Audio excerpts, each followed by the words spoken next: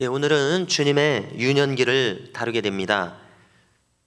오늘 읽은 말씀 마지막 부분의 40절에서 보니까 아주 간략하게 주님의 유년기를 총평해 주고 있습니다. 읽어드리면요, 아기가 자라며 강하여지고 지혜가 충만하며 하나님의 은혜가 그의 위에 있더라 말씀합니다. 여기 성장과 건강, 지혜와 은혜가 언급되고 있습니다. 자, 인간에게 매우 필요한 것들입니다. 어린아이들뿐만 아니라 성년들에게도 필요합니다. 이처럼 사람은 빵으로만 살 수 없습니다.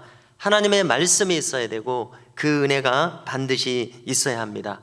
그러므로 우리 자신과 온 가정 그리고 자손들, 온 교회에 이 하나님의 말씀의 축복들, 또 더하여 주시는 은혜의 축복들이 충만하기를 축원합니다. 먼저 22절을 보니까 정결 예식의 날이 찼다고 했습니다. 자, 이것은 일상적으로 우리 한국인들이 행하는 것이 아니므로 생소합니다.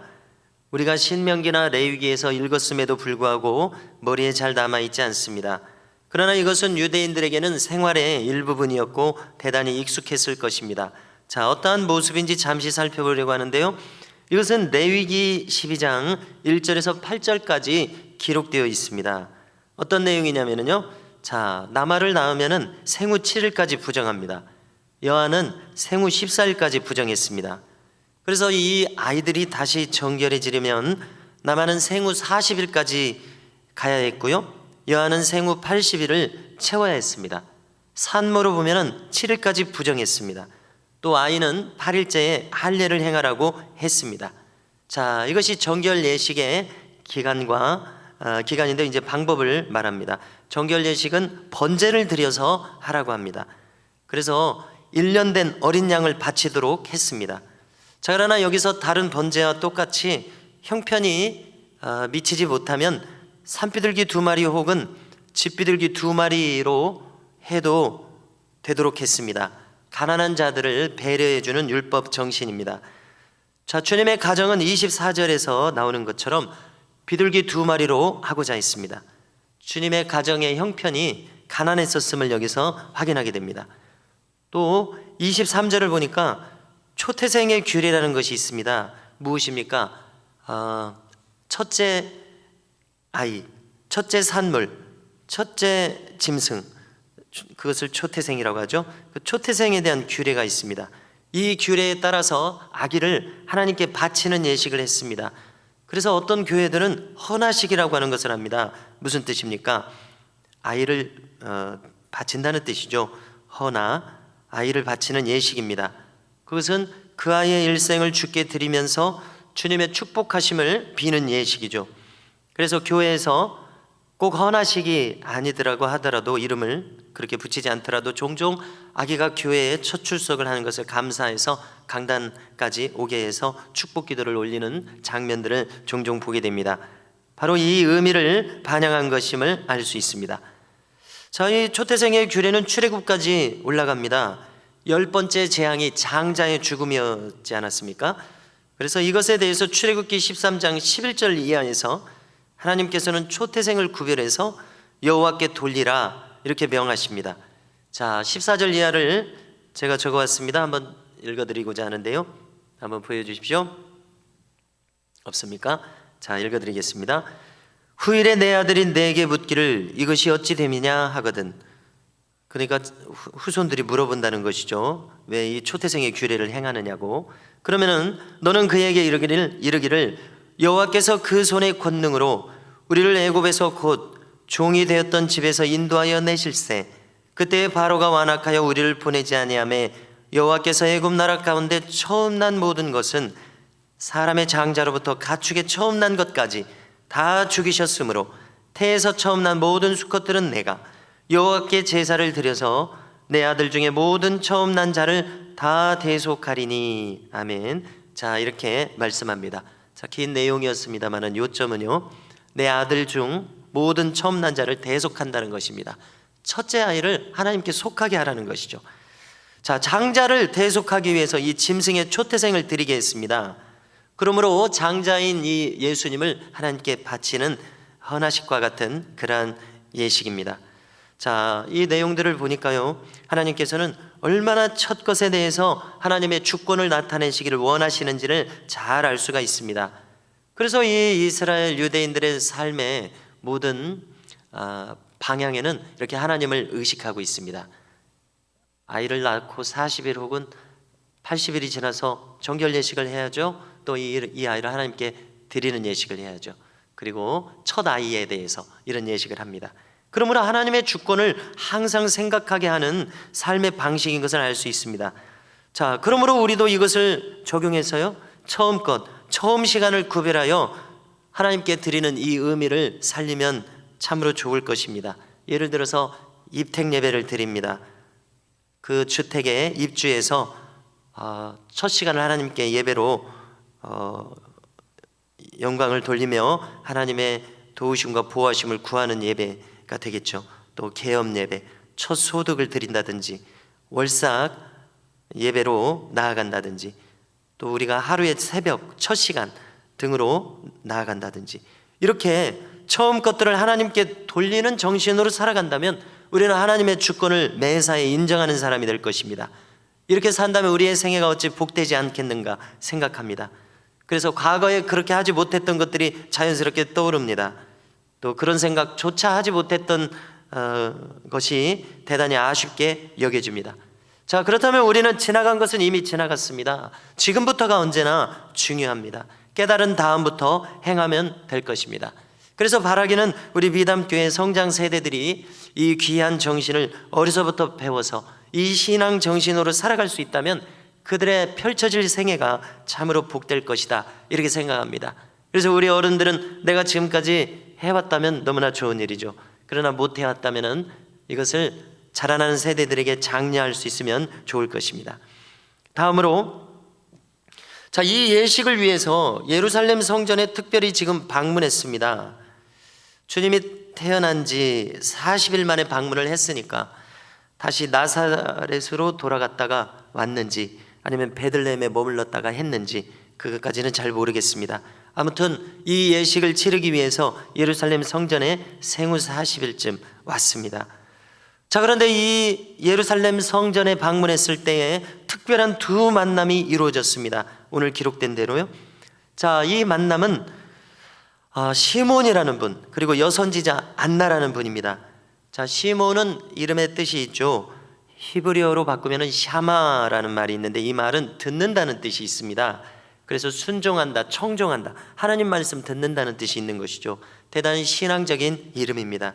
그래서 이대로 스페인어 계통으로 이 이름이 건너가면은요, 시메오네라는 말을 이름을 쓰는 걸 들어본 적이 있으시죠? 영어로는 사이몬 혹은 시몬, 이렇게 변형된 이름이 바로 이 이름입니다. 그런가 하면 안나는 항상 구약의 한나와 같습니다. 거기서 왔습니다. 그래서 히읗과 이응은 항상 서로 통하니까 이렇게 한나를 헬라어로 건너오니까 안나가 됐습니다. 자, 한은 항상 은혜라는 뜻입니다. 안나, 한나 다 은혜라는 뜻입니다. 자, 이들은 모두 경건한 인물들이었습니다. 먼저 시몬에 대해서 이렇게 소개를 합니다. 25절을 보니까 뭐라고 소개합니까? 예루살렘에 시몬이라 하는 사람이 있으니 이 사람은 의롭고 경건하여 이스라엘의 위로를 기다리는 자라, 성령이 그 위에 계시더라 말씀합니다. 자, 여기 중간에 보면은 이스라엘의 위로를 기다렸다고 했습니다. 자, 이스라엘의 위로라고 하는 것은 특별한 인물을 기다린다는 것이죠. 위로를 기다렸다고 했으니까요. 그 인물은 누구를 가리킵니까? 메시아를 가리킵니다. 자, 이사야서 40장 1절 이하를 제가 찾아왔는데요, 한번 들어보십시오. 너희 하나님이 이르시되 너희는 위로하라, 내 백성을 위로하라. 너희는 예루살렘의 마음에 닿도록 말하며 그것에게 외치라. 그 노역의 때가 끝났고 그 죄악이 사함을 받았느니라. 그의 모든 죄로 말미암아 여호와의 손에서 벌을 배나 받았느니라 할지니라 하시니라. 아멘.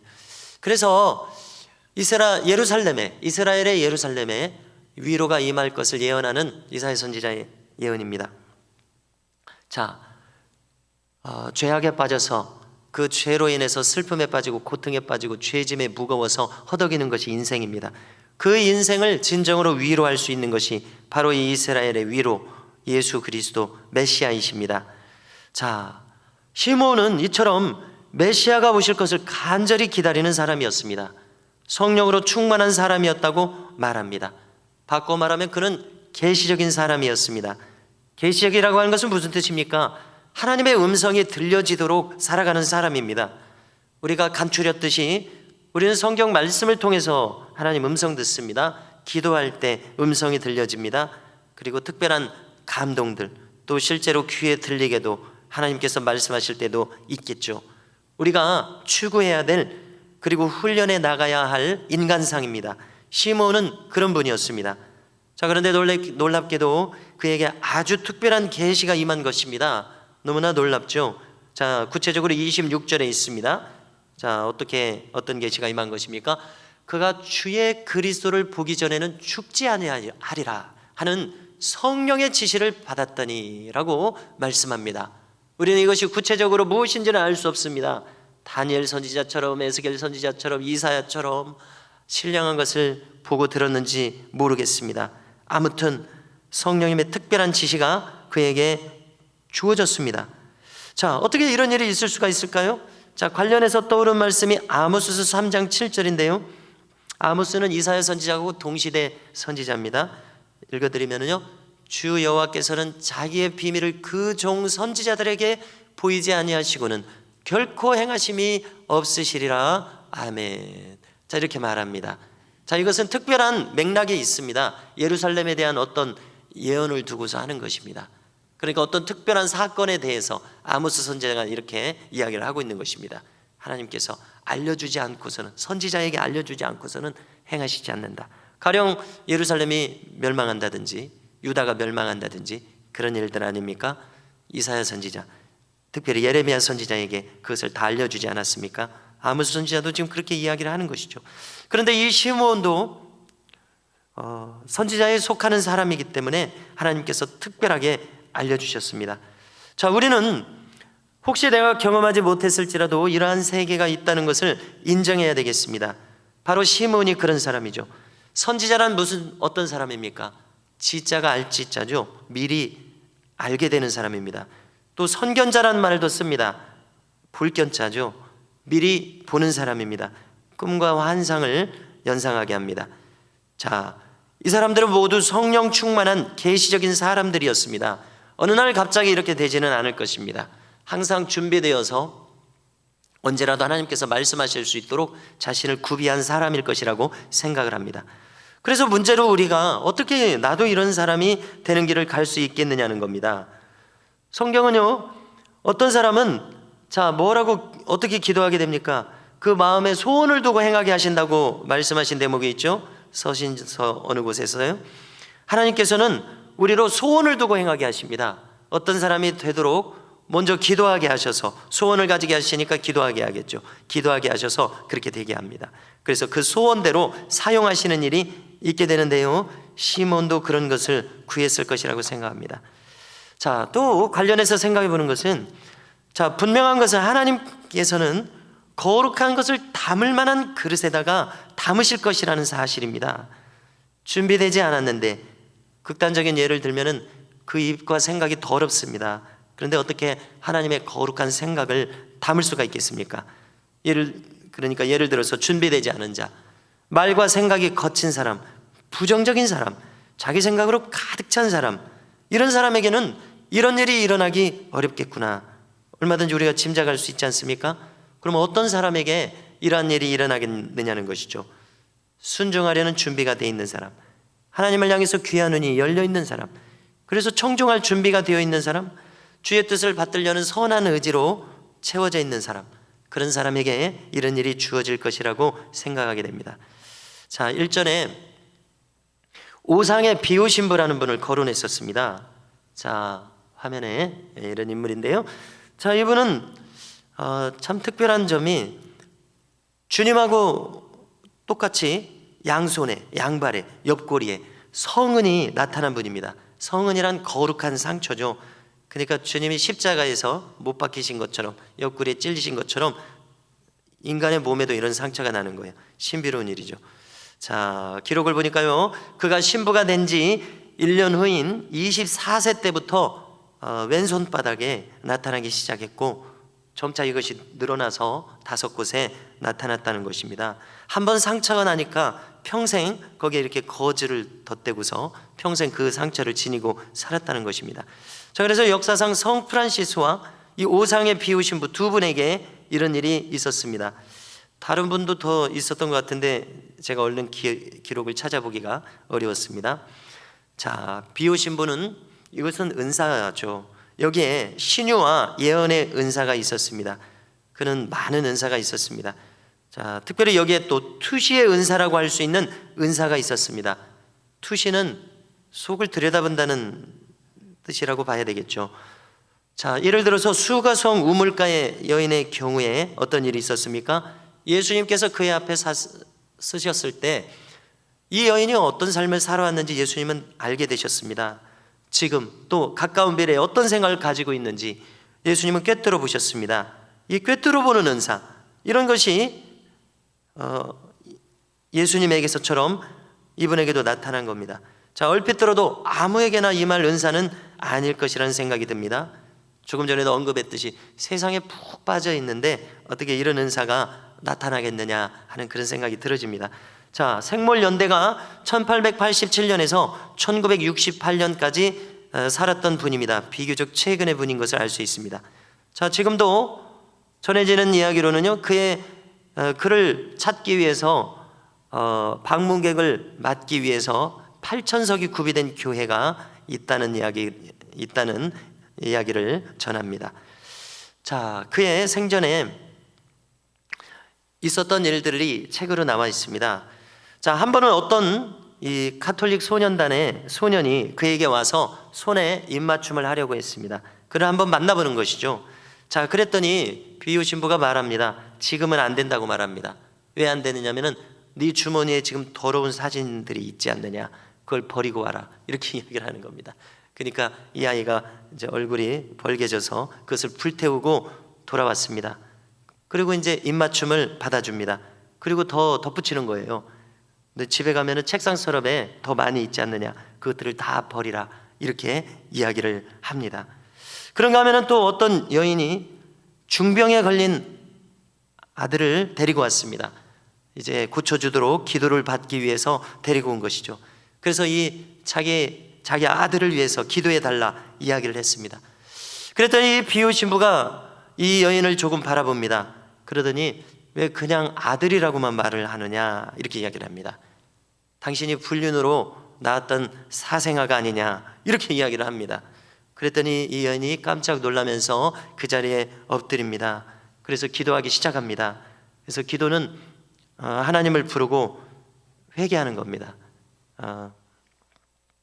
그래서 자기부터 회개하고, 한참 회개하고 나서 아이를 위해서 기도를 받고, 그리고 그 아이가 낳았다는 이런 이야기들입니다. 자, 여기 이 시몬이 자세한 것은 여기서 기록해 주지 않았습니다. 그렇죠? 간단하게 성경에서 지금 넘어가는 인물입니다. 그런데 그런 비슷한 선지자였을 것입니다. 하나님께서 성령 충만한 자기 종에게 이 중요한 일, 메시아가 오셨다는 이것을 왜 하나님께서 못 알려주시겠습니까? 얼마든지 알려주실 수 있으시죠. 그래서 그날 그가 성령의 감동을 받아서 성전에 들어왔던 것입니다. 그랬더니 마침 그날 왔던 아기 예수님 그리고 부모님들을 만났던 것이죠. 자, 어떻게 됐는지는 알 수 없습니다만은 즉시 알아볼 수가 있었던가 봅니다. 그래서 그가 이 아이를 안고 하나님을 찬송합니다. 다시 한번 그 찬송의 내용 29절 이하를 읽어드리겠습니다. 뭐라고 찬송합니까?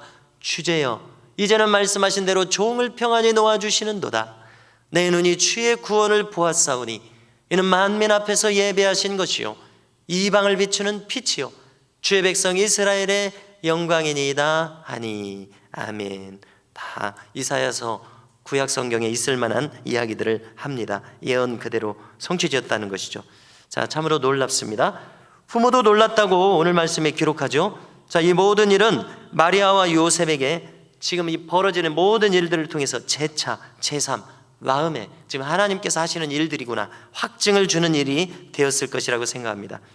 자, 그리고 시몬은 마리아에게 덧붙여 말하죠. 그 후반부를 보면은요, 칼이 내 마음을 찌르듯 하리라. 이는 여러 사람의 마음의 생각을 드러내려 함이니라. 자, 이 대목에서 예수님께서 십자가를 지시는 장면을 바라보는 마리아의 모습을 떠올리게 됩니다. 자, 그런데 왜 이런 일이 있어야 됩니까? 시몬이 예언한 대로 왜 이런 일이 있어야 됩니까? 왜 어머니 마리아의 가슴을 찢는 일이 있어야 됩니까? 그렇게 해야만 세상 사람들의 마음에 숨은 동기가 드러나기 때문에 그렇습니다. 십자가가 있어야지만 사람들의 심령이 고쳐질 수 있기 때문에 그렇습니다. 사람들은 거칠게 살아갑니다. 자기 마음대로 살아갑니다. 십자가가 없으면 깨닫지 못합니다. 자기 죄를 발견하지 못합니다. 그냥 그대로 살다가 자기 죄 속에서 죽을 것입니다. 그 거친 성품이 고침받을 계기를 얻지 못하게 될 것입니다. 그저 우리는 비유하기를 날뛰던 짐승같이 살던 사람들이 순한 양으로 다듬어질 수 있는 것은 십자가의 참된 의미를 깨달을 때 외에는 불가능하다는 생각을 가지게 됩니다. 자, 이제 이어서요 36절 이하를 보니까 아셀 지파 바누엘의 딸 안나라는 여선지자를 소개합니다. 자, 바누엘은 파는 얼굴이라는 뜻입니다. 누엘은 누구의, 엘은 하나님이죠. 그러니까 하나님의 얼굴이라는 뜻입니다. 우리가 구약 성경에 브니엘이라는 말을 들어보셨죠? 헬라 신약 성경에서 번역하면 이렇게 발음이 조금씩 틀려져요. 이거 브니엘하고 똑같은 것입니다. 하나님의 얼굴이라는 뜻입니다. 아주 신앙적인 이름입니다. 자, 그런데 딸이 안나입니다. 자, 이 여인은 84세로 연로한 여선지자라고 지금 소개하고 있습니다. 이 여인의 특징은 성전을 떠나지 않습니다. 주야로 금식합니다. 주야로 기도합니다.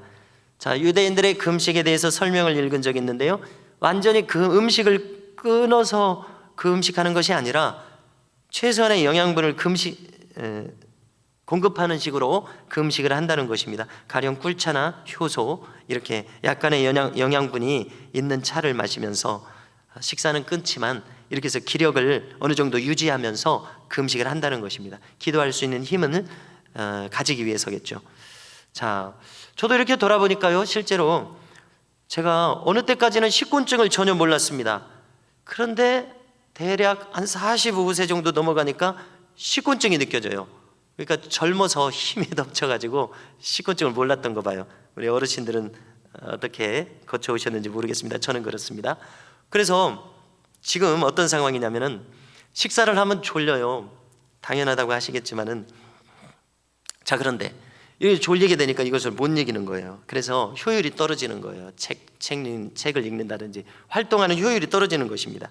그래서 먹는 것을 줄여야 하나 이런 생각을 하게 됩니다. 또 유대인들이 이렇게 금식한다고 하니까 최소한의 영양분을 공급하는 식으로 이렇게 무엇인가 먹는 방식을 바꿔야 되나 이런 생각을 하게 됩니다. 자, 금식은 무엇이겠습니까?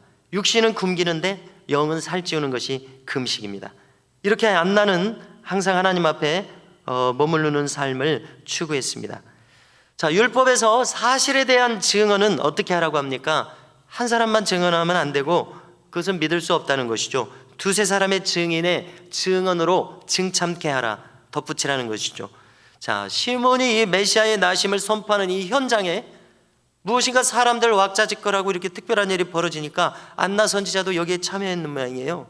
그래서 이 현장에서 제가 상상하기에 증참하여 확증합니다. 두 번째 증인이 되는 것이죠. 하나님께 감사하고 뭐라고 말합니까? 예루살렘의 속량을 바라는 모든 사람에게 그에 대하여 말하니라. 이렇게 아주 간단하게 기록되어 있습니다. 여기 특별히 사용된 말은 속량입니다. 속량이란 말은 그냥 쓸 수 있는 말이 아니죠. 대속함과 바꿔서 쓸 수 있는 말입니다. 아주 간단 명료하게 말한 것인데, 바로 이 아기 예수의 사역이 속량하는 사역인 것을 촌철살인처럼 언급한 것임을 알 수 있습니다. 다시 말해서 말을 바꾸자면은 이 아이는 지금 십자가 대속을 위해서 왔습니다. 말만 그렇게 안 했지 지금 그렇게 말하고 있습니다. 시몬과 똑같은 말을 하고 있습니다. 성도 여러분, 여기 이 주님의 공생의 사역이 일어나기 훨씬 전에 아주 어린 유년 시기에 주님을 증언하는 시몬과 안나와 같은 놀라운 선지자들의 이야기를 우리가 방금 들었습니다. 그래서 바라기는요, 우리의 남은 생에도 이분들과 같이 경건하게 계시적인 삶을 살면 얼마나 좋겠는가 생각합니다. 자, 왜 좋습니까? 세상을 뒤로하고 하나님 나라에 집중함으로 좋죠. 죄를 멀리하고 거룩한 것을 생각하고 추구함으로 내 영혼에 유익합니다. 경건은 범사에 유익하다고 하지 않았습니까? 자, 노년의 삶은 잘 죽는 것을 준비하는 삶이 되어야 할 것입니다. 웰빙이라는 말을 많이 썼었죠. 잘 사는 존재가 되는 것입니다. 자, 그런데 죽음에 대해서 웰다잉이라는 말을 요즘 쓰기 시작하고 있습니다. 무슨 뜻입니까? 잘 죽을 수 있도록 준비한다는 것이죠. 세상 사람들도 이렇게 말하는데 우리 믿음의 사람들은 더더욱이 잘 죽는 삶을 준비해야 될 것입니다. 웰다잉, 신앙 안에서 웰다잉을 할 수 있었으면 좋겠습니다. 자, 그러기 위해서요 생각을 해보는데요, 자, 우리가 이제 보내는 이 저녁 시간을 주님과 함께 보내는 경건의 시간으로 삼으면 좋을 것입니다. 수요일하고 금요일은 이렇게 나와서 기도회를 가지고 있습니다. 월요일하고 화요일, 또 목요일, 그리고 토요일과 주일, 이런 저녁 시간들도 점점 주님을 향하는 시간이 많아지면 좋겠습니다. 자, 예를 들면은요, 드라마를 줄이고 성경 읽는 시간을 늘리는 겁니다. 기도하는 시간을 늘리는 겁니다. 자, 우리가 영적으로 유익한 것을 알면서도 잘 되지 않죠. 익숙하지 않으니까 그렇다고 생각합니다. 우리가 점점 순간적인 시간, 찰나의 시간은 줄이고 영원한 시간은 늘리는 방향으로 나아가면 좋겠다는 생각을 합니다. 자, 최근 함께 다니면서 성경 필사가 참 힘들다, 이런 말씀을 하시는 것을 제가 어깨너머로 듣게 되었습니다. 자, 우리가 이 세상 속에서 발을 붙이고 살아가는 한 어찌 쉽겠습니까? 또 성경을 적는 것이 정신을 집중해야 되죠. 결코 쉬운 일이 아닐 것입니다. 힘들죠. 또 어려운 말도 있으니까요. 자, 그러니까 사실 이해되지 않는 성경 구절도 많이 있습니다. 그러므로 그 시간은 그냥 기도하는 시간이라고 좀 넓게 생각하고, 또 주님을 향하는 거룩한 시간, 집중하는 시간이다, 이렇게 넓게 생각하면 좋으리라고 생각합니다. 하나님께서 지켜보시고 천군 천사가 함께하며 돕는 힘으로 함께하며 보호하는 시간일 것입니다. 성도 여러분, 이렇게 우리의 일상의 삶이 메시아이신 그리스도를 향하고 기다리는 복된 삶이 되실 수 있기를 주님의 이름으로 축복합니다.